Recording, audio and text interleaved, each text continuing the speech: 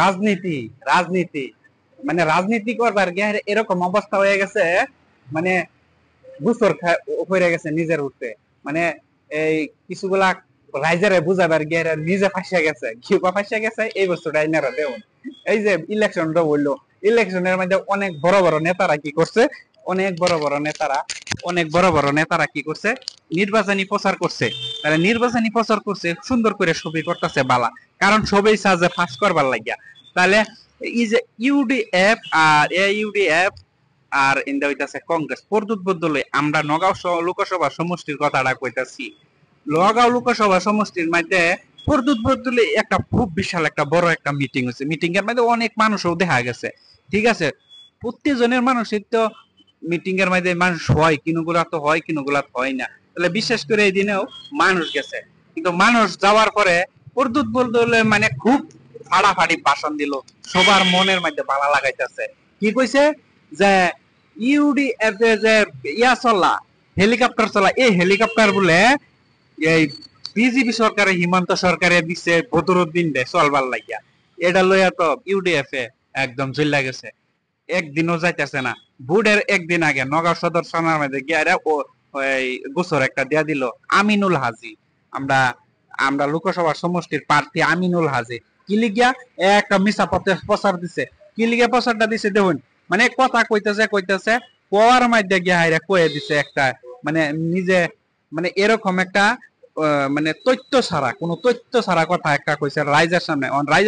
রাইজে যদি কংগ্রেসটা বালা পায় তাহলে কংগ্রেস তো নিশ্চয়ই জানছে যে বদরুদ্দিন রে ইউডিএ বিজেপি ইয়া দিছে, হেলিকপ্টার দিছে চলবার লাগিয়া। কিন্তু এরকম বিষয়টা যে মানে রাইজারে বুঝাবার গেলে ফাঁসে গেল, বাস ধরা খাইলো, দুদিন পরে তো গুসর একটা হয়ে গেল ইয়ার রূপে, পর্যুত বদলের রূপে। তাহলে গুসরটা পায়া এখন আইনের মতে কি হয় না হয় তো হইবই। কিন্তু এই যে এই হেলিকপ্টারটা যে ইউডিএফ দলের তাকিয়া নিজে দলের তাকিয়া যে এই চলাফেরাটা হয়েছে, এটার কিন্তু সমস্ত দলিল কাগজপাতি কিন্তু এই থানার মাঝে জমা দিছে।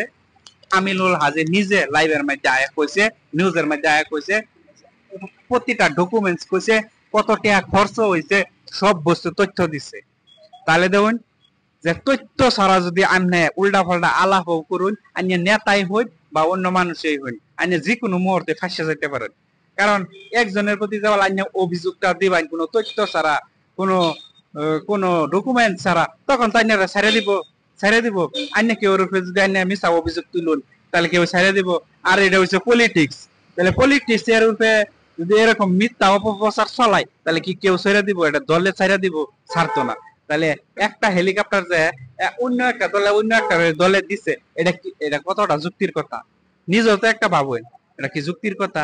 তাহলে রাইস যারা আছে অবশ্যই তো বুঝতে পারছে যে দলের এই দলের টানে রাইজও তো এরমই না। তাহলে এই এই যে ওখানে দুধ কা দুধ পানি কা পানি বাড়িব, গোসরটা হয়েছে, অবশ্যই একটা তদন্ত হইবই, বিচারটা একটু হইবই।